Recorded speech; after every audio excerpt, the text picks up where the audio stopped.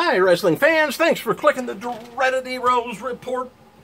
All right, I got a couple of news. I got some major news for you people that's got the WWE Network. Let me get to this other part first.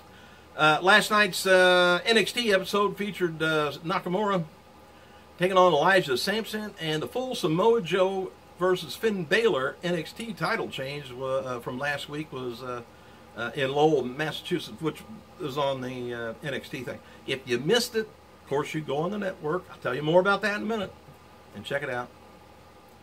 China was mentioned on, I think, a couple of nights ago, ESPN Sports Center interview with Jonathan Coachman and the Dudley Boys, and both praised China for what she meant to the business and how tough she was. Decision not to include ESPN recap video, but WWE acknowledged it on Twitter, though. As seen on the other night, well, Monday's Raw, Luke Gallows and Carl Anderson has got the hashtag or pound sign, whatever you want to call it, GB for life. Well, anyway, it was written on their jackets and they wore them to the ring. The jackets were very similar to the ones that they wore at Wrestle Kingdom 10, but those said pound sign or a hashtag, whatever, BC for life for Bullet Club.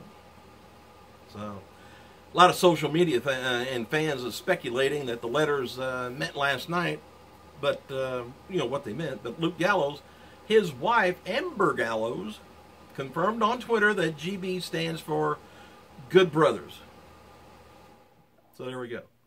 Hey, Alberto Del Rio told Solo Wrestling in Spain that last week WWE live event in the city of Malaga was an experiment by the company to test the crowd to see how running more events in that country would be. Pardon me. And Del Rio said due to the success that they had there, WWE is looking to put a tour together just for the cities in Spain. WWE, ECW, WCW star, Too Cold Scorpio, he kind of takes a shoot at his former tag team partner, Marcus Buff Bagwell, which you don't hear too much from. But Scorpio says it was cool teaming with Bagwell, but he just thought the Bagwell was a punk because he got his shot at the wrestling business handed to him. I'm not sure what that is. Scorpio goes on to challenge Bagwell to a shoot fight and tells Bagwell to hit him up on Facebook. Scorpio says he would beat Bagwell up for free, but he wants to get paid. And I would too if I'm going to get beat up. Scorpio has taken, shots at his former partner a few times over the years, once calling him a man's man, not a ladies' man. And Scorpio called Bagwell a cocky, self-centered kid who didn't want to listen to veterans in WCW. Instead, still doesn't, even to this day. Scorpio made comments back that this is awesome podcast back in 2015 on our tag team wrestling. All right.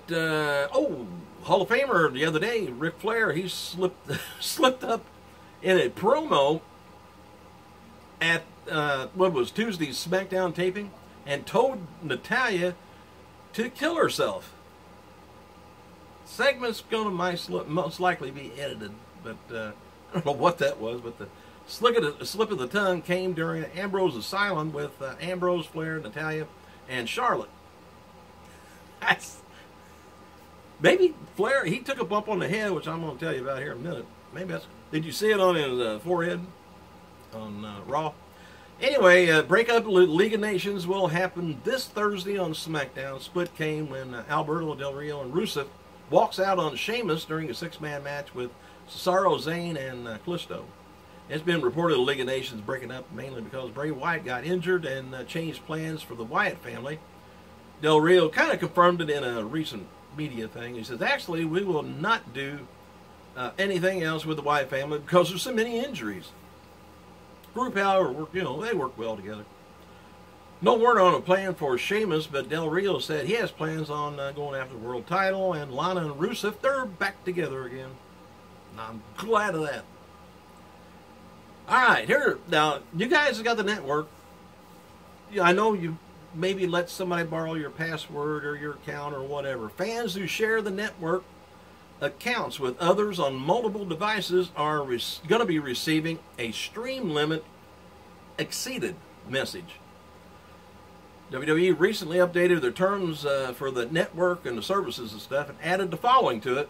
Access to WWE Network is subject to approval of your payment method information and verification of other information that you submit to us or that is otherwise provided to us. I'm trying not to get too lawyerish.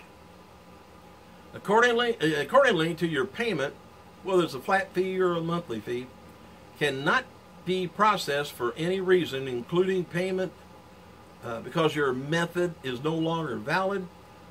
We may terminate your access to the WWE Network immediately. Although your network subscription is accessible on a number of devices, your use is limited to one.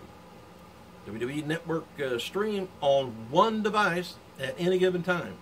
If you circumvent or attempt to circumvent any of the use restrictions in these terms, your subscription will be subject to immediate termination, and you may be subject to legal action of sharing of logon information.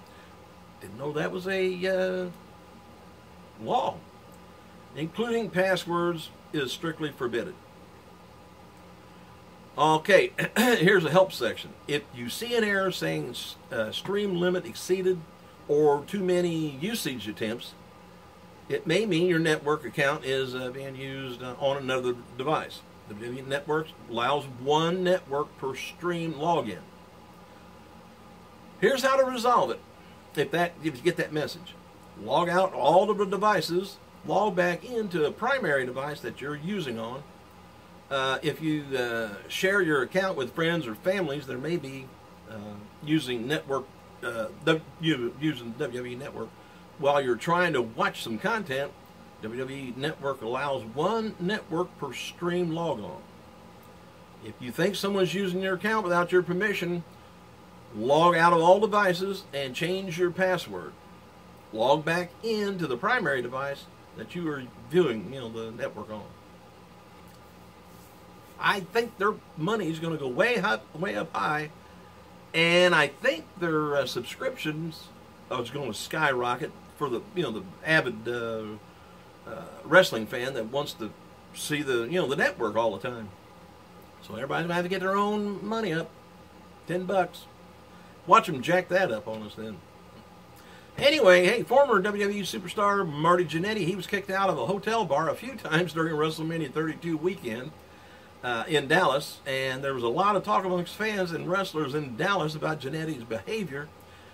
A quick look at Jannetty's Facebook shows he's been quiet since March, and several fans have expressed it and worried about his, concern and stuff, him not doing anything.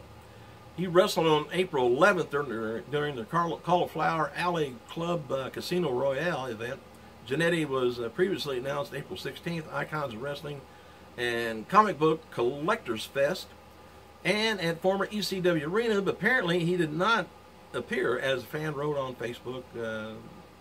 He's kind of missing in action. Former WWE star Lance Storm mentioned on a recent episode of Figure 4 Daily how his daughter told him that Jannetty was the craziest wrestler she saw during the WrestleMania weekend in Dallas by far. And at one point on Sunday around 4 a.m., his daughter witnessed Jannetty climbing and walking around a fountain in the hotel lobby. You go back to the old days. The old days, people used to get rowdy and hell. They would tear up hotels. This is nothing compared to what it used to be, but what it is now, totally different business. Apparently, somebody forgot to tell Jannetty. Thanks for clicking, you guys. I gotta go.